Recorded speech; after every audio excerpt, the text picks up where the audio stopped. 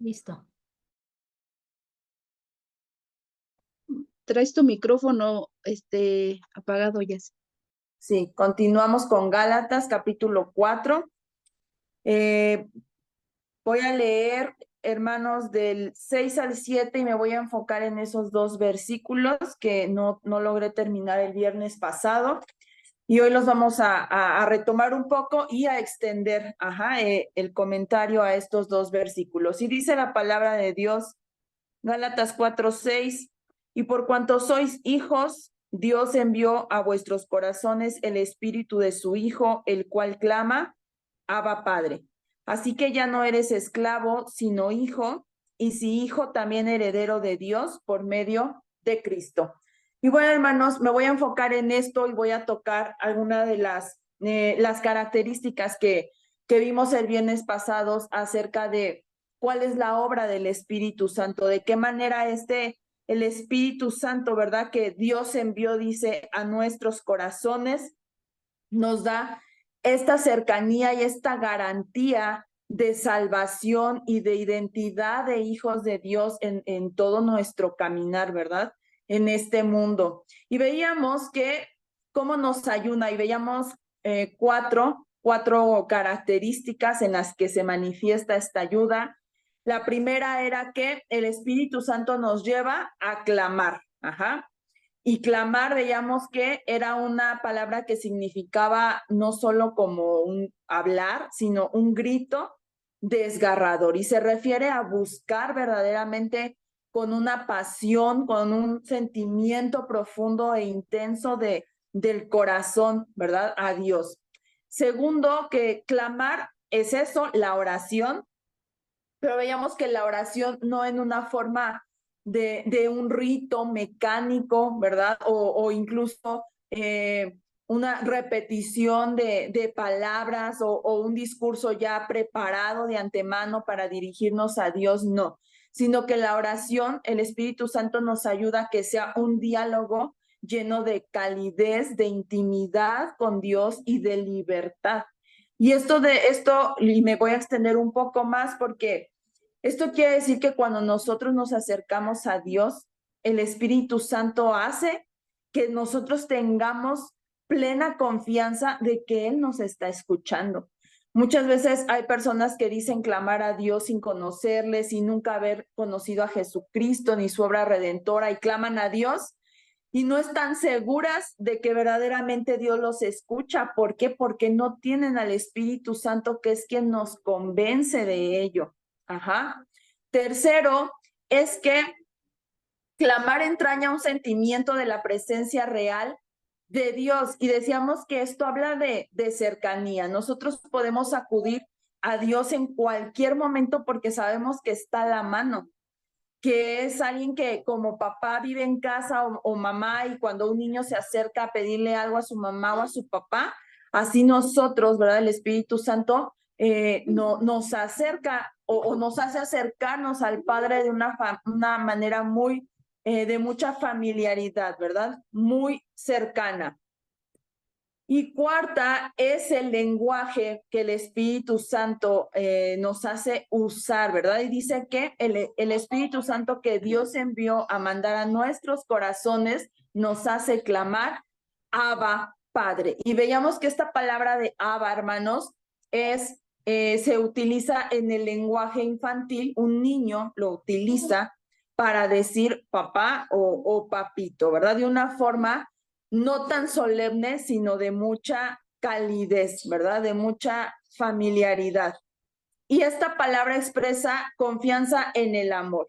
Un niño que se acerca a su papá y sabe de antemano que su papá lo ama. Así el Espíritu Santo nos hace acercarnos al Padre, sabedores de antemano que nos ama. Y bueno, esto es muy importante, hermanos, porque nosotros no debemos de tener ninguna duda de que el Espíritu Santo mora en nosotros. O sea, eso es una parte muy fundamental en este camino de nuestra salvación, en este caminar constante, ¿verdad? Como hijos de Dios, el Espíritu Santo está en nosotros de una forma permanente. Primera de Corintios 3:16 dice, vamos rápidamente.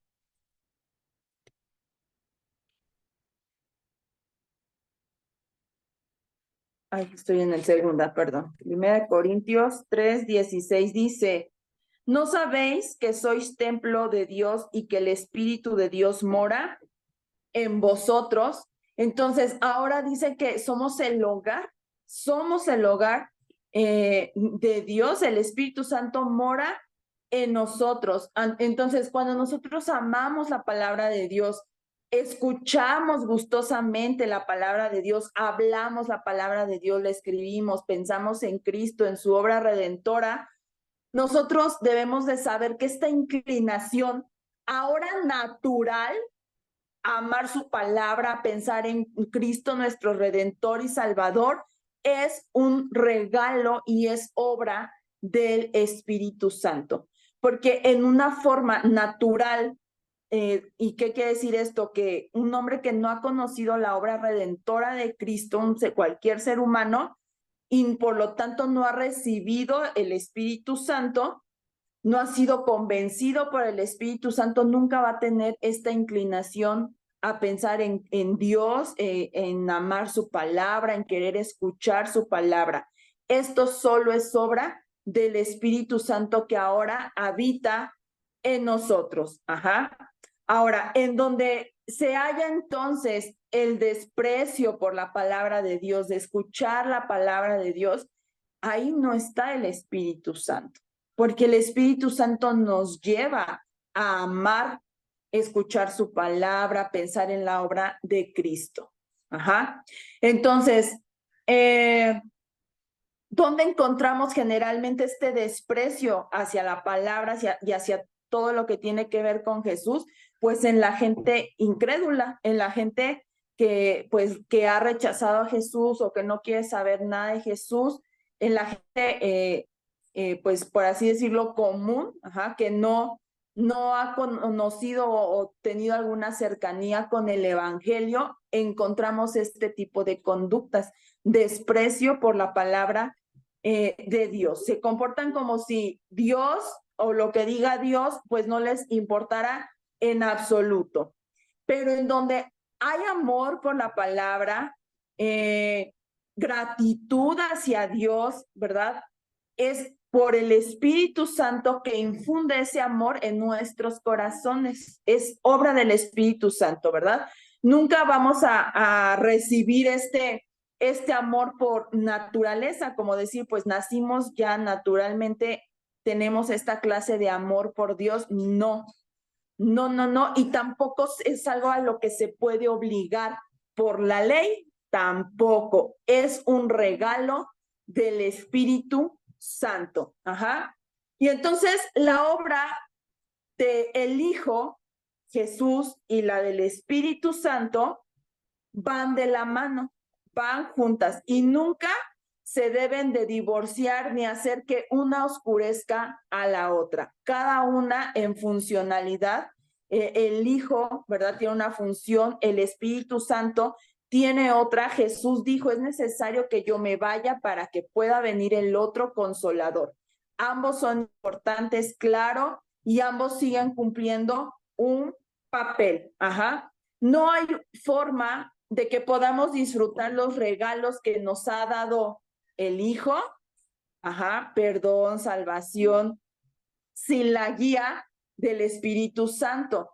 Pero la plenitud del Espíritu, vivir en el Espíritu, eso solo se experimenta cuando nosotros meditamos y comprendemos el amor de Jesús, del Hijo. Ajá. Los dones del Hijo, todos esos regalos que Él nos dio a través de su sacrificio en la cruz, todo eso se disfruta cuando nosotros recurrimos al Espíritu Santo para que Él sea el que nos guíe en esta nueva vida. Y bueno, hermanos, vamos a pasar a el versículo. Bueno, no es como el versículo, ya los leímos, pero como el tema de que como hijos ahora adoptados tenemos derechos. ahora tenemos derechos que cualquier otra criatura, cualquier otra persona solamente creada por Dios no tiene. Ahora somos hijos y por lo tanto tenemos algunos derechos. Ajá. Porque en el versículo 6 dice, ustedes ya son hijos. Esta filiación quiere decir que cada uno de nosotros somos un heredero de Dios. Tenemos la intimidad de tener una relación cercana al Padre, pero también esta filiación nos ha dado autoridad sobre la herencia, hermanos, la herencia, porque dice que somos herederos. Entonces esto nos da, y vamos a ver qué es esto de la herencia. Ajá. Esto de los derechos, hermanos, como hijos ahora de Dios, quiere decir entonces que cada día los hijos de Dios tienen confianza, tenemos confianza, ya no vivimos con miedo de nada ni a nadie, porque nuestro Padre es el dueño de todo. Nuestra filiación entonces quita el temor de no cumplir o perder de cierta forma la aprobación del Padre. Esta filiación, ¿verdad? Nos da ese derecho de no tener miedo de que vamos a perder de alguna manera, ¿verdad? Como que el derecho legal. La conclusión de esto es que Dios ahora nos trata como si nosotros hubiéramos hecho todo lo que Jesús ha hecho. Somos tratados así como el Padre trata ahora a Jesús. Eso es uno de los derechos, ¿verdad?, que nos ha dado esta filiación que Cristo, ¿verdad?, nos vino a regalar. Entonces, tenemos que, hermanos, vivir acostumbrados en nuestras conciencias, porque esto es algo consciente, de creerle a Dios, de creer que Dios nos aprueba todos los días. Y el pastor hace mucho este comentario, el pastor Doroteo, donde dice, deja de llamarte pecador, eres hijo, Dios te ha llamado hijo. Y esto, hermanos, tiene que cambiar incluso en nuestro vocabulario y tiene que ser una obra movida por el Espíritu Santo, de que decir, yo soy hijo de Dios, porque la palabra de Dios dice que el Espíritu Santo habla a nuestro espíritu y nos convence de que somos hijos de Dios. El Espíritu Santo en algún momento nos convenció de pecado, pero ahora dice que cuando nosotros reconocimos y nos arrepentimos, ahora Él nos está convenciendo de que somos hijos. ¿Para qué? Para que vivamos de esa manera, como hijos de Dios. Debemos de luchar entonces contra la duda. Ajá. Debemos de asegurarnos por medio de la palabra de Dios, siempre a la luz de la Escritura, de decir, yo estoy bien con Dios, tengo el Espíritu Santo, ¿verdad? Cristo, que es en quien yo creo y en quien está escondida mi vida, dice la palabra, Él me hace digno. Ajá. Y por lo tanto, vivo en gozo y en gozo oigo, leo, canto, hablo, escribo de Jesús. Ajá. No hay otra cosa que nos guste más que hablar del Evangelio. Tenemos, hermanos, que incluso cambiar nuestro lenguaje, decirle al Espíritu Santo que guíe nuestro lenguaje, dejarnos de decir, ay, soy un pecador, pobrecito de mí, Dios ya no me ama, Dios ya me reprobó, Dios ya me apartó de Él, y empezar a decir, soy un hijo de Dios. Y en Cristo, dice Filipenses 4:13, ¿verdad? Todo lo puedo en Cristo que me fortalece. Y ahorita vamos a hablar un poco más de esto, que Pablo usaba mucho, siempre él como que reafirmaba eso de, pero todo en Cristo, todo en Cristo, ¿verdad? E incluso aquí en Gálatas, hermanos, dice esa parte en Gálatas, en el 7, ¿verdad? Dice, por medio de Cristo. Entonces, Jesús fue quien nos enseñó cuando Él estuvo, ¿verdad? En este mundo, Él enseñó a dirigirnos al Padre como Abba. Así que cuando Pablo dice que debemos de usarlo, ¿verdad? O que el Espíritu Santo hace que nos podamos referir al Padre como Abba, Pablo también está afirmando que hemos heredado legalmente los derechos de Jesús mismo. Jesús nos dio el derecho a poder llamar al Padre Abba, ¿verdad? Entonces, hay dos cosas, hermanos, que podemos empezar a hacer si es que en este momento no has vivido verdaderamente como hijo. Y esto ya lo hablamos. Tú pudiste haber creído en Jesús, en su obra redentora, pero decíamos que hay como dos facetas y solamente nos quedamos con eso, pero no damos esa continuidad ahora al Espíritu Santo que nos guía a vivir de esa manera, como que hay una media salvación. No has creído completamente. Ajá. Si eso es tu caso, ¿verdad? Examinémonos. Y aún eres esclavo de la ley, esclavo de los rudimentos del mundo, te has estado sujetando a creer que por cumplir ciertos requisitos, horarios ministeriales, etcétera, de esa forma tú te estás ganando tu salvación. Bueno, hermanos, hay dos cosas que puedes empezar a hacer. Una, estudiar la palabra, estudiar más y escudriñar más la palabra de Dios, estudiar sobre la obra del Hijo y pidiéndole al Espíritu Santo que Él sea el que nos guíe y nos ilumine en nuestra mente, en el intelecto también, porque es obra del Espíritu Santo, incluso Él se mueve también en el intelecto, que nos ilumine para vivir esa palabra que estudiamos, que escudriñamos y que también nos dirija para poder experimentarla. Y segundo, clamar, así como dice Pablo, ¿verdad? Clamar ese grito desgarrador con hambre, con verdaderamente deseo, clamar al Padre, a nuestro Padre en todo tiempo, de una manera espontánea, de una forma natural, hermanos, no como un rito, de una manera natural. Todos los asuntos de nuestra vida debemos abordarlos confiando y creyendo en su amor fraternal, en su amor de padre. Ajá. Hay una pregunta que debería de ser constante en nuestro caminar de fe y es, ¿estoy actuando como un esclavo atemorizado por Dios, el Dios que me va a castigar? ¿O como un hijo que está seguro de la relación que tiene con su padre? Como hijos de Dios, nosotros somos los herederos de las promesas eternas, que quizá no son para este tiempo, muchas de ellas, pero continuarán en la eternidad porque nosotros ya no veremos muerte, ¿verdad? El hombre no puede concebir y mucho menos poder describir esta maravillosa idea de que Dios nos ha prometido el cielo, donde está Él, ¿verdad? Hasta que nosotros entendamos, ¿verdad? Que esa es nuestra herencia celestial, ¿verdad? Y que para llegar a eso, hermanos, ¿sabes qué es lo único que tenemos en este mundo para poder alcanzar ese destino eterno? Nuestra fe.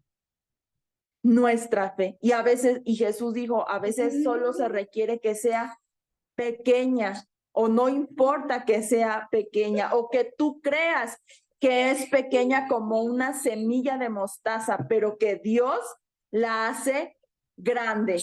Para la razón humana, nuestra fe quizá a veces parece algo poquito, algo insignificante, ¿verdad? Pero nuestra fe, si nuestra fe descansa verdaderamente en las promesas del Dios Todopoderoso, de nuestro Padre eterno, Creador infinito, pues también sus promesas, hermanos, son infinitas y son tantas que nadie nos puede acusar ni condenar. Ajá. Y entonces, el hijo que es heredero, como termina el versículo 7, y si hijo también heredero de Dios por medio de Cristo. El hijo es heredero no porque ha logrado hacer mucho, porque se lo ha ganado, sino por nacimiento. Por nacimiento. Solo recibe. Lo único que hizo es estar ahí y recibir. El hijo heredero así es.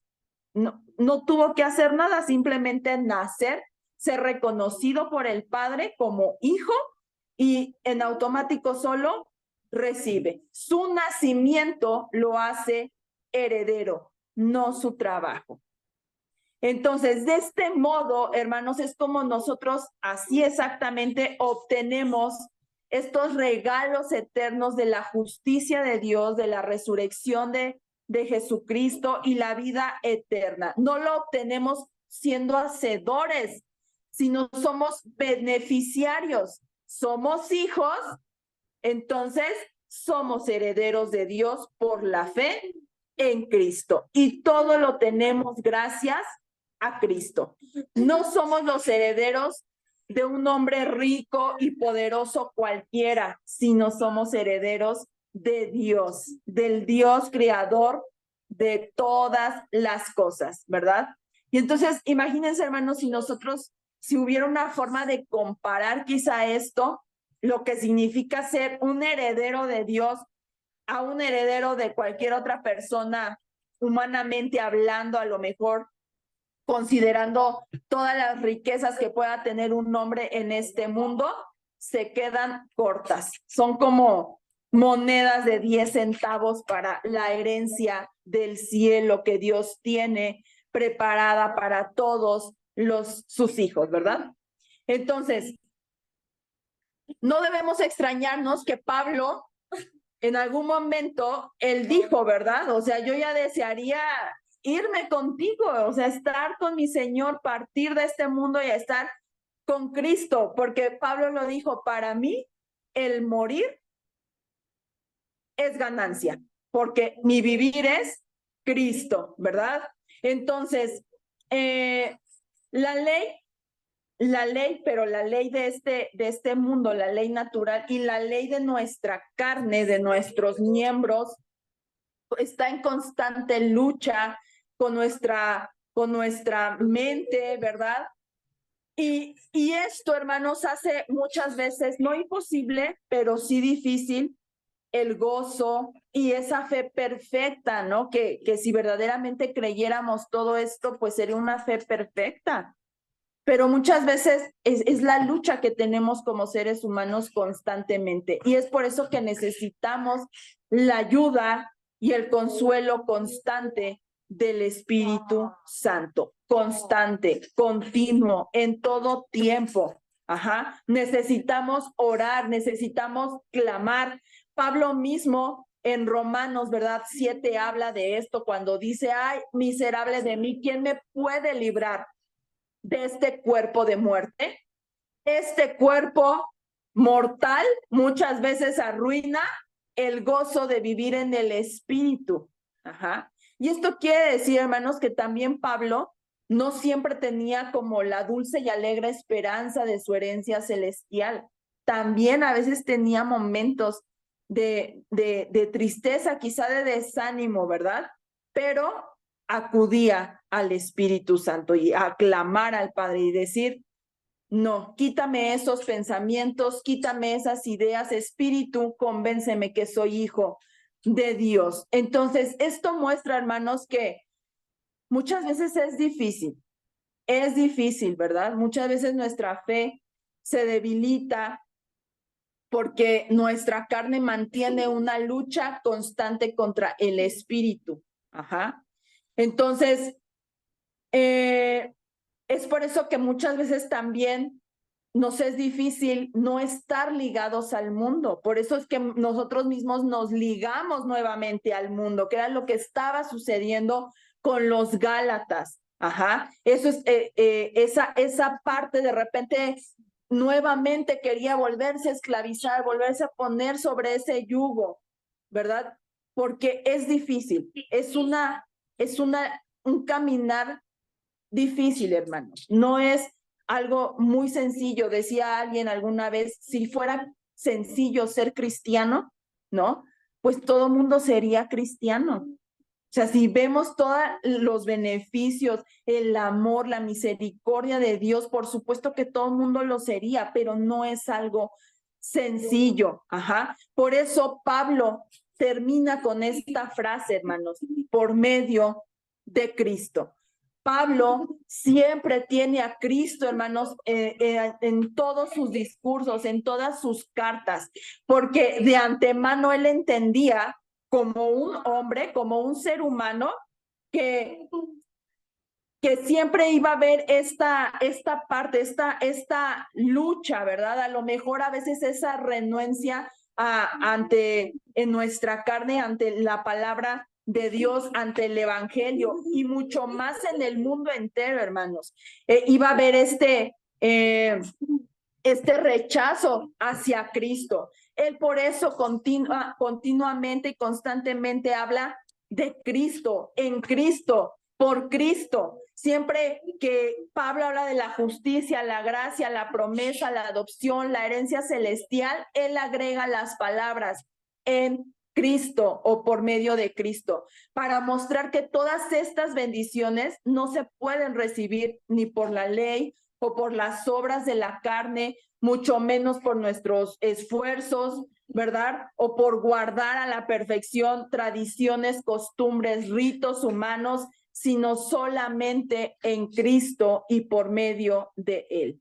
Y mientras nosotros clamemos, el Espíritu Santo va a hacer esa obra de asegurarnos en todo tiempo que somos hijos de Dios, llenando de esa idea todos nuestros corazones, ¿verdad? Con una confianza y seguridad que nos va a ir transformando. Y bueno, hermanos, voy a dejar algunas preguntas para meditar en este estudio.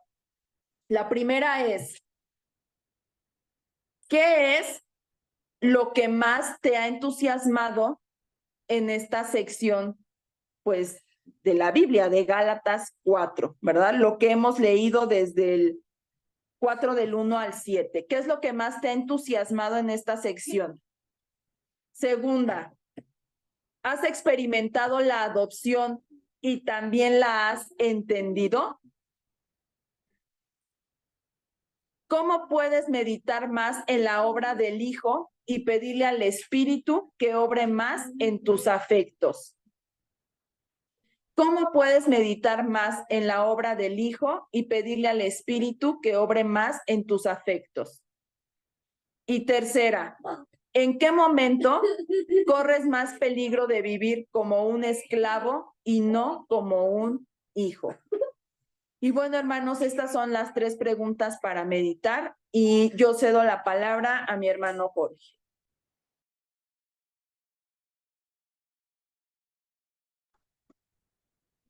Pues nos quedamos con las preguntas meditando y seguramente podremos encontrar áreas donde necesitamos más enfoque eh, y lo estamos trabajando con la palabra de Dios y la dirección del Espíritu Santo. Hemos visto que es imprescindible esa dirección. La obra de Cristo se revela mucho en nosotros, la obra salvífica, por sus hechos maravillosos y totalmente humilde y obediente al Padre, y todo eso lo podemos concebir aún a nivel intelectual y nos conmueve y nos atrae a seguirlo, pero necesitamos al Espíritu Santo, como lo enfatizó Yazaret, para vivir la vida cristiana de acuerdo a los propósitos de Dios. Eh, a mí en lo personal me toca continuar en el versículo, voy a partir del 9, porque quiero enfatizar una área que me parece muy importante y de la cual se parte para lo que sigue. Dice el versículo 9, mas ahora conociendo a Dios, o más bien siendo conocido por Dios. Y luego hace una reclamación a los Gálatas. ¿Cómo es que os volvéis de nuevo a los débiles y pobres rudimentos o inútiles acciones a los cuales os queréis volver a esclavizar? El hecho de conocer a Dios es uno y el ser conocido por Dios va en conjunto, pero tiene sus connotaciones. Vamos a ver dos versículos fundamentales. Juan 17:3 nos habla de conocer a Dios. Y dice así, Juan 17:3.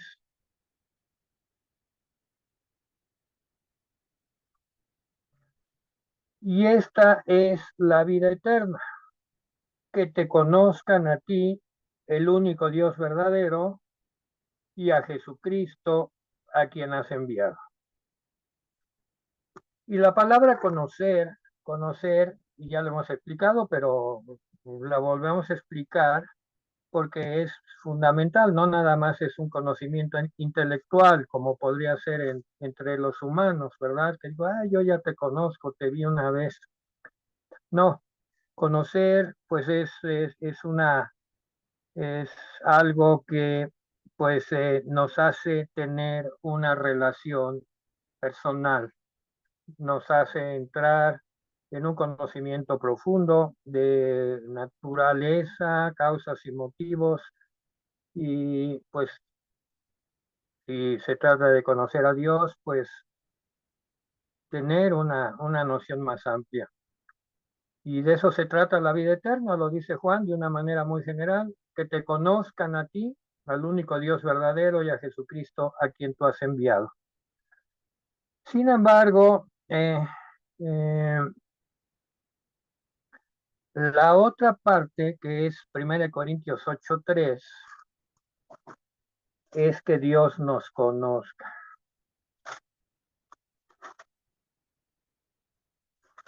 Vamos a 1 Corintios 8:3.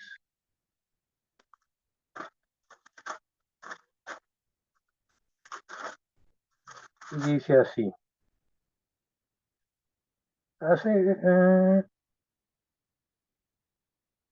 Pero si alguno ama a Dios, es conocido por él. Es un versículo muy breve, pero ¿cómo nos abre el entendimiento? Si alguno ama a Dios, es conocido por él. O sea, vamos a comparar el versículo de Juan, primero Juan 17:3, en el cual pues es un poco general, que dice, esto es la vida eterna, que te conozcan a ti, al único Dios verdadero y a Jesucristo a quien tú has enviado. Nada más, un conocimiento.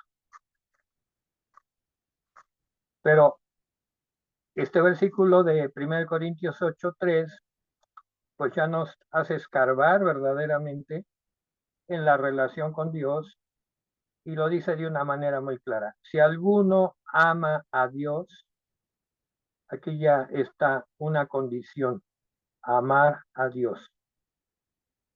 Amar a Dios, no nada más tener una relación de cierta intimidad con Dios, no, verdaderamente amar a Dios. Si alguno ama a Dios, entonces es conocido por él. En algunos otros versículos dice que Dios se manifiesta a los que le aman. Es pues el vínculo del amor verdadero, intenso, el que nos hace y nos trae la confianza de que somos conocidos por él. ¿Qué sucede? ¿Qué sucede? Y vamos a hacer una especie de test de pregunta interna. ¿Qué sucede cuando no estás seguro o segura que Dios te ama? Y podríamos decir, pero ¿cómo es posible que alguien no esté seguro que Dios lo ama? Pues sí es posible. Muchas veces no somos sinceros, pero estamos pensando que Dios no nos ama. ¿Por qué? Pues porque estamos juzgando lo que sucede en función del amor de Dios de una manera y que estamos todavía muy atados a una antigua manera de ver las cosas. Las personalidades que pues batallan o batallamos a veces con esta situación de no estar seguros que Dios nos ama, pues se manifiestan inseguros. Curiosamente hay orgullo religioso en sus vidas. Tratan de defenderse con todo para justificarse. Como no tienen la seguridad completa de que Dios los ama, pues entonces tratan de ser muy religiosos. Defienden su propia justicia ante cualquier circunstancia. Es muy difícil entrar en ellos y enseñarles algo porque están pues como a la defensiva. Otra cosa con la que batallan es que critican a los demás, buscan descalificar al prójimo, al hermano, a la hermana, buscan descalificarlos por cualquier motivo, que si porque viste así, que si porque se maquilla, que porque no viste bien o no habla bien o eh, no coordina sus palabras como debía de ser, que si se equivocó de la cita y están puntillosos viendo qué defecto señalan, critican a los demás, buscan descalificarlos por cualquier razón. También hay envidia y celos y otras cosas que surgen de esa inseguridad básica. Pero la inseguridad básica es que no están seguros de que tal como son, así Dios los ama. No están seguros, ¿verdad?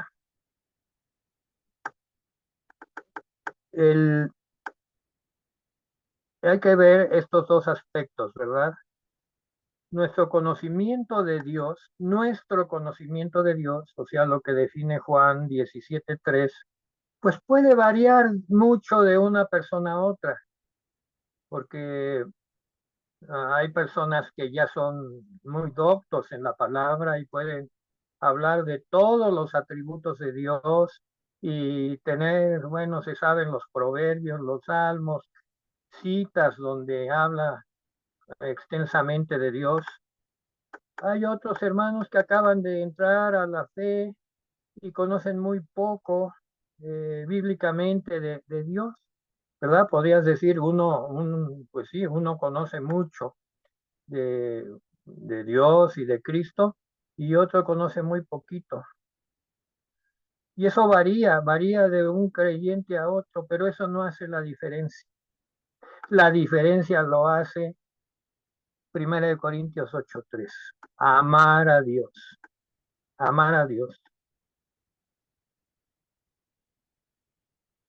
y saber que Dios nos ama. Y eso sí hace la diferencia. Amar a Dios y saber que Dios nos ama, porque Dios ama, ¿qué dice? A los que le aman. Dios ama a los que le aman, no a los que se saben la Biblia. Dios ama a los que le aman. La Biblia es muy importante, nos lleva de la mano en todos estos versículos y estas meditaciones, pero lo que va a dictar la calidad de nuestra relación con Dios es el amor. El amor. Amamos a Dios, Dios nos ama. Y seguimos amando a Dios y cada día le amamos más y sentimos la seguridad del amor de Dios. El acudir a los ídolos, y ya se ha hablado mucho en el estudio de Gálatas de cuáles son los posibles ídolos, es solamente una salida falsa para alguien que no tiene la seguridad de ese amor. Y por decir algo, continuamente están orando, como decía Yazaret, soy un pecador, perdóname Señor, no tengo seguridad, ya me perdonaste, no sé si te dije todos mis pecados, pero el último fue no sé qué, y, y bla, bla, bla, ¿verdad? No tienen la seguridad. Así que nuestra inseguridad sobre nuestra aceptación ante Dios es la razón por la cual hacemos ídolos. Miramos nuestro conocimiento de Él. Eso fluctúa mucho. Ya dijimos que unos saben mucho de Dios y otros no tanto.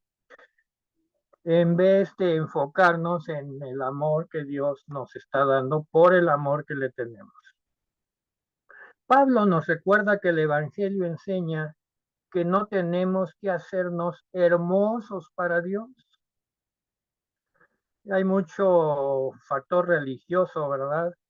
De que vístete para Dios, esto para Dios, lávate la cara para Dios, y a veces hasta enseñamos a los niños, si no te lavas la cara, Dios no te va a querer. Si no estás limpio con tus ropas, mira, Dios no te va a ver bien. Estás tirando la comida fuera del plato, es que Dios se va a enojar. Amados hermanos y hermanas, no enseñemos así el Evangelio. No necesitamos ser hermosos para que Dios nos ame. No necesitamos hermosearnos nosotros, ¿verdad? Él ya nos ama. Él ya nos ama. Él ya nos conoce. No tenemos que hacer un ídolo de la aprobación de otras personas, ni aún de nuestra propia aprobación. Tomamos en cuenta todo eso para nuestra familia, nuestras relaciones entre nosotros, ¿verdad? Ese es el verdadero evangelio, eh, saber que Dios nos ama. La declaración clásica de esto la hallamos en 1 Corintios 4, del 3 al 4.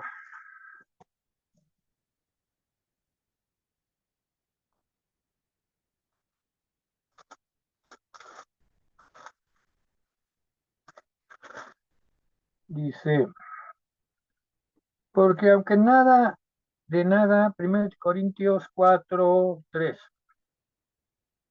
Yo en muy poco tengo el ser juzgado por vosotros o por tribunal humano, ni aun yo me juzgo a mí mismo. Miren lo que decía Pablo.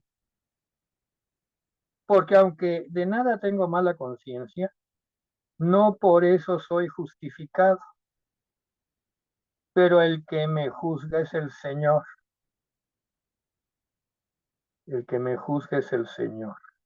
Así que no juzguéis nada antes de tiempo hasta que venga el Señor, el cual aclarará también lo oculto de las tinieblas y manifestará las intenciones de los corazones. Y entonces cada uno recibirá su alabanza de Dios. Al final o a lo largo del camino, todo va tomando su lugar. Dios sí se fija en las cosas, Dios sí lleva un récord, Dios tiene un libro, en fin, pero no nos pide a nosotros que subordinemos nuestro sentir a esos estándares que nos autoimponemos o alguien nos autoimpone. Toda la carta a los Gálatas trata de cómo en Jesucristo el veredicto de Dios ya está dicho, somos justificados. Ya no estamos viendo si vamos a ser justificados o no. Somos justificados, porque recuerden que Pablo les dijo, si ya Cristo ha sido revelado a vosotros, ya vosotros habéis creído, ya conocen a Dios y Dios los conoce. ¿Por qué queréis regresar a los antiguos rudimentos? Esa es la cuestión en Gálatas, ¿verdad? Y platicando, ¿verdad? Conversando a veces entre nosotros, decimos eso sucede y la Biblia en otros lugares le llama el primer amor.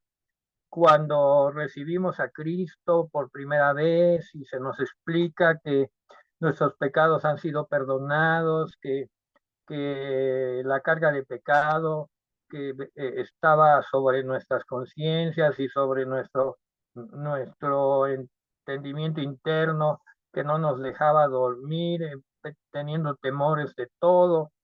y inseguridades, se nos presenta Cristo y Cristo crucificado y resucitado, invitándonos a ser parte de esa nueva criatura eh, que el Señor desea formar en nosotros, y recibimos lo que dice la Biblia, tu primer amor, y estamos gozosos, andamos como en las nubes, pero luego pasa el tiempo y vienen enseñanzas o maestros o eh, aquí como los Gálatas que los quieren volver a esclavizar con creándoles inseguridad y que tienen que cumplir esto, lo otro y aquí y allá. Y entonces pasa el primer amor y la Biblia nos dice, has perdido tu primer amor. No perdamos el primer amor, nunca, porque Cristo no se olvida de nosotros, no se olvida que Él nos salvó, que Él nos redimió, aunque a veces sí, Cristo no, nos olvidamos de sus bendiciones. Y Yazaret, eh, guiada por el Espíritu Santo, nos enfatizaba que para eso es la vida en el Espíritu, para que el Espíritu nos esté recordando y llevando a los atributos de Cristo y su manera de amarnos y llevarnos al Padre. Porque Cristo dijo, nadie viene al Padre si no es por mí. Y ya que Dios me conoce y ve a Cristo, cuando me mira, no importa lo que piensen de mí y ni siquiera me importa lo que yo pienso. Sí recuerdan que dijo Yazaret que pues cuando Dios me conoce y ve a Cristo, todo lo que Cristo hizo, lo ve en mí, pues ya Dios me conoce. Y yo lo sigo amando a Dios porque me hace sentir cercano y acepta como hijo. Y entonces Pablo dice, pues miren, bajo esa base, no me importa ni siquiera lo que yo pienso de mí. Yo no me estoy juzgando a mí. Y pues le pide a los Gálatas que no se estén juzgando entre ellos. El fundamento central de la seguridad cristiana no es que tanto tu corazón está puesto en Cristo, sino la manera inquebrantable en que Él ha puesto su corazón en ti. A ver, no está basada en lo que tú has puesto en Cristo, está basada en lo que Cristo ha puesto en ti. Y si asimilamos que somos conocidos por Dios, no trataremos de mejorar nuestra posición ante Él por medio de nuestras obras. No vamos a adorar a ningún ídolo, lo amaremos a Él, a aquel que nos conoce, a aquel que nos conoce. Hay la historia de un evangelista que evangelizó, un misionero que ministró en China en el siglo XIX y pues en eso entregó su vida, eh, predicando en China del siglo XIX. Y traía un papelito, un poema que decía así, Señor Jesús, hazte para mí una realidad viviente y radiante, más presente y fijo a la vista por fe, que lo que pudiera parecer cualquier objeto externo. Más querido, más íntimamente cercano que incluso el lazo terrenal más dulce. Qué hermosa manera de expresar estar viviendo en Cristo. Si conocemos a Jesús y sabemos que Él nos conoce, lo vamos a disfrutar y haremos a un lado los ídolos que quieren controlarnos. Y retomamos la lectura, todavía tenemos algunos minutos para avanzar, vamos a Gálatas.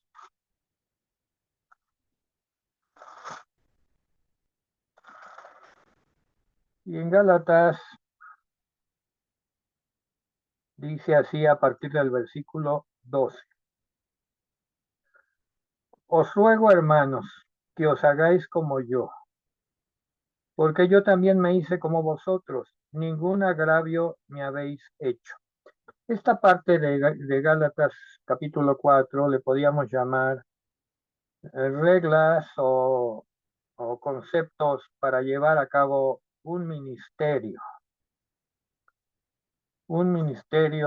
de predicación y de ganancia de las almas para el reino de Dios.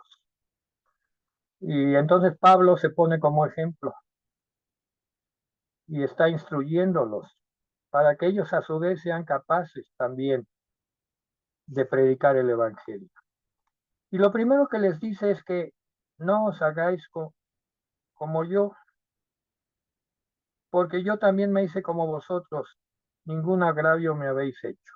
O sea, en primer lugar, el ministerio del evangelio es culturalmente flexible. Yo me he hecho como ustedes, dice Pablo. No les pedí que se hicieran como yo.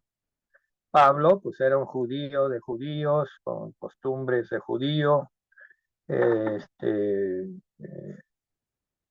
ciudadano romano porque compró la ciudadanía, pero los gálatas eran en un pueblo totalmente diferente en costumbres y en cultura. Y para que Pablo pudiera penetrar en la cultura y en los corazones de los gálatas, dice que se hizo como ellos. Me he hecho como ustedes, dice el versículo 12, ¿verdad? Le dice que os hagáis como yo, porque yo también me hice como vosotros. Y esto nos habla de que el ministerio de predicación, llevar la palabra, ganar las almas, discipular, es un misterio en el cual debemos estar dispuestos a cambiar hasta nuestras costumbres externas, desde luego sin sacrificar el evangelio. Un ministerio motivado por el evangelio es flexible y adaptable a todo sin cambiar el evangelio. No está atado a cada aspecto concreto de la cultura y las costumbres. Sus líderes pueden ir y vivir entre las personas que quieren alcanzar, adoptar sus hábitos y realmente amarlas. Una de las marcas de una mentalidad legalista de justicia por obras es que es inflexible y está obsesionada con los detalles. Ese tipo de persona quiere que los convertidos se vistan y actúen así como nosotros, ¿verdad? Tienen un prototipo de cómo comportarse, de cómo vestirse y cómo hablar. Pablo, por otro lado, es un modelo de aquel que verdaderamente se acerca y entra a las vidas de las personas que está buscando alcanzar. ¿Y por qué lo hace así Pablo? Pues porque Cristo así lo hizo cuando estuvo en su encarnación. Pablo no solo llegó a conocerlos personalmente, a los Gálatas, sino que vivió con ellos, comió con ellos, eh, tuvo esparcimiento con ellos, habló y caminó con ellos, llegó a conocer su mundo y vivió en él de una forma agradecida, a pesar de que no era su mundo de Pablo. Se involucró tanto como pudo en sus cuestiones y sus problemas, sus esperanzas, sus temores, sus sensibilidades. Adaptó su vida, su forma de hablar y su mensaje a ellos, por supuesto, sin cambiar el evangelio.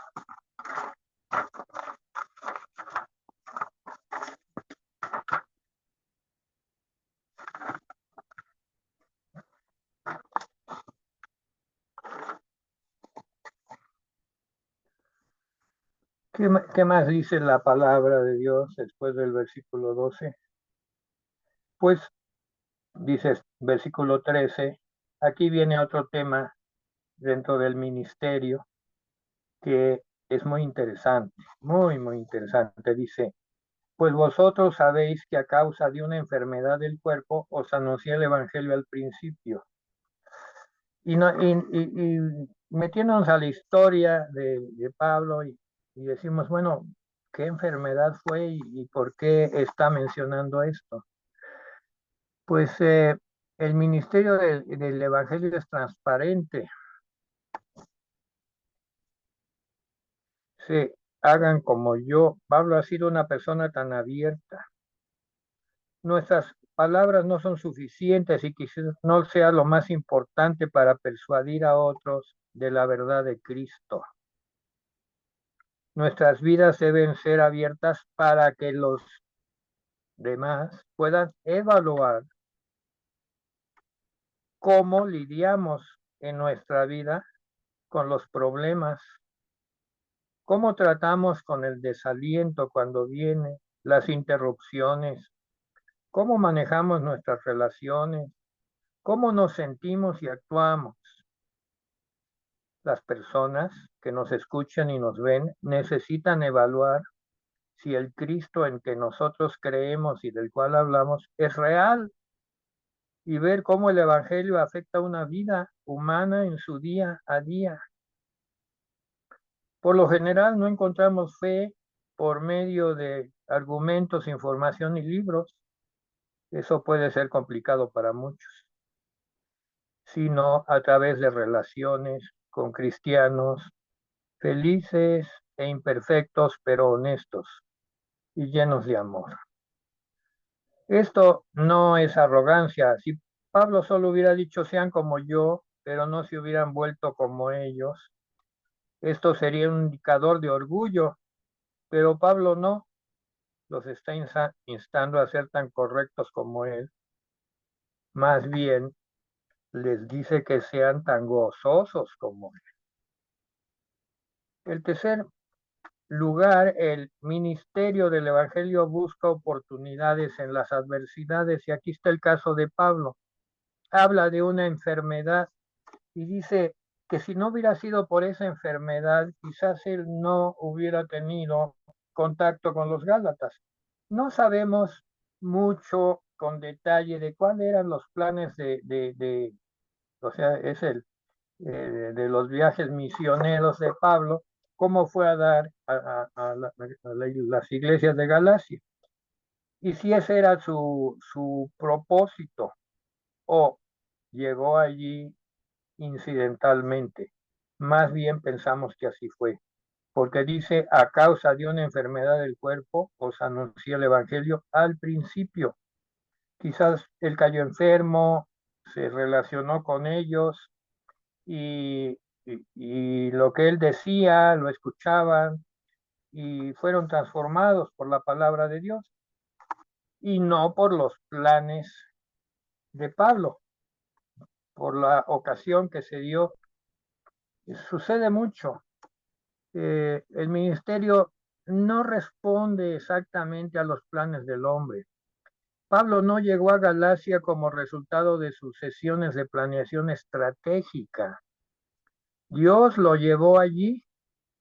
Esto no significa que debemos deducir de este texto que la planeación estratégica no funciona. Claro que funciona, pero no es siempre hay un toque de Dios en todo lo que pasa en su obra. Pablo no desistió de hacer planes para sus viajes misioneros. Vemos, por ejemplo, que se siguió enfocando en predicar en las grandes ciudades como una estrategia para alcanzar las las áreas geográficas. Debemos usar la sabiduría que Dios nos da para hacer planes. Amén. Debemos administrar bien nuestro tiempo. Qué importante es eso. Recursos, planeando usarlos de manera que produzcan el mejor fruto. Lo que este pasaje sí enseña explícitamente es que debemos ser flexibles y estar dispuestos a que Dios haga grandes cambios en nuestros planes. Por ejemplo, cuando organizamos un evento, de repente nos damos cuenta de que la mayoría de las personas cuyas vidas son alcanzadas o tocadas fueron llegando allí por alguna razón de coincidencia o por una conversación casual muy remota con un desconocido. La mayoría de nosotros podemos dar ilustraciones personales de cómo Dios obra y obró en nuestras vidas, eh, o en la vida de otros a nuestro alrededor. En mi caso, pues fue un cambio de ubicación en mi trabajo y allí fue a dar al lugar donde iba yo a tener el corazón para oír el Evangelio. A través de errores a veces, aún de desastres. Por ejemplo, en todos estos desastres meteorológicos, muchas almas se han ganado porque las gentes están dispuestas a oír la predicación y a tener esperanza, y cuando ven a personas reales, verdaderas y sinceras que los quieren ayudar. También a veces hay problemas y planes frustrados, con frecuencia mucho más por nuestras acciones. Pues ya son se acabó el tiempo. Creo que termino bien con el tema de cómo es que Pablo, vuelvo a repetir en el versículo 13, pues vosotros sabéis que a causa de una enfermedad del cuerpo os anuncié el evangelio al principio. Y dice, y no me despreciasteis ni desechasteis por la prueba que tenía en mi cuerpo. Antes me recibiste como un ángel de Dios, como a Cristo Jesús. Y aquí se extraña Pablo en el versículo 15 y dice, y ese sentimiento que tenían por mí, ¿dónde quedó?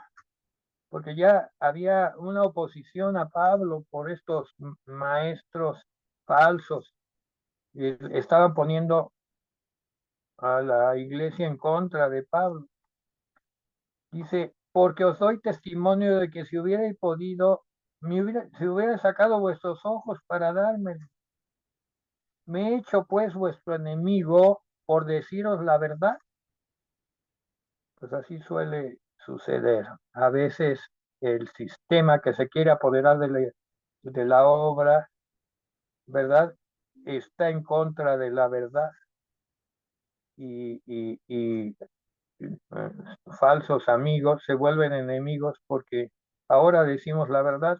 Tienen celo por vosotros, pero no para bien, sino que quieren apartaros de nosotros para que vosotros tengáis celo por ellos. O sea, que se conviertan en seguidores de esos maestros. Dice Pablo, bueno es mostrar celo en lo bueno siempre y no solamente cuando yo estoy con vosotros. Cuando uno predica la verdad, no predica que sigan al líder humano, predica que sigan a Cristo. Pero el falso maestro siempre se pone y se antepone para que lo sigan a él. Y dice Pablo, a mí no me importa quién sigan. Cuando yo no estoy con ustedes, y luego les dice, hijitos míos, por quienes vuelvo a sufrir dolores de parto, hasta que Cristo sea formado en vosotros. Y ese es el nombre del estudio de hoy. Hijitos míos, por quienes vuelvo a sufrir dolores de parto, hasta que Cristo sea formado en vosotros. Y el versículo 20 dice, quisiera estar con vosotros ahora mismo y cambiar de tono, pero estoy perplejo con respecto a vosotros. Les oramos para agradecerle a Dios, Señor Todopoderoso, gracias por tu enseñanza. Mira, Señor, nos has hablado de lo fundamental y qué tipo de corazón tener para ser un ministro, llevar el ministerio, predicar. Tú nos pides a todos que prediquemos, que llevemos tu palabra a todo lugar. Pablo se pone como ejemplo. ¿Cuántas cosas hemos aprendido de su aventura de Pablo, aventura espiritual tan fundamental de Pablo con los Gálatas? Y seguimos aprendiendo, todavía estamos en el capítulo 4. Tú nos acompañarás en las siguientes ocasiones de este discipulado, Señor, como lo has hecho hasta ahora. Te agradecemos y estamos contentos y felices, gozosos de seguir a Cristo y agradecidos por maestros como Pablo que nos muestran su vida transparente para que veamos a alguien que dice que sufre dolores de parto. Y pues la madre que sufre dolores de parto es para dar a luz a un hijo que ha engendrado en sus entrañas. Y para que ese hijo sea libre y crezca y se desarrolle como un individuo libre y poderoso. Y ese es el sentir de esta figura que usó Pablo, porque él no era una madre, ¿verdad? Literalmente, pero usa la figura de las madres. Y la madre pues da a luz un hijo que ella engendró en su vientre para que ese hijo sea libre y que pueda crecer. Y ese es el sentir de Cristo para con nosotros, a través de que su palabra nos engendra como a la imagen del que nos crió. Gracias, Señor, en el nombre de Jesús, amén. Una notificación, vamos a suspender los discipulados por julio y reanudamos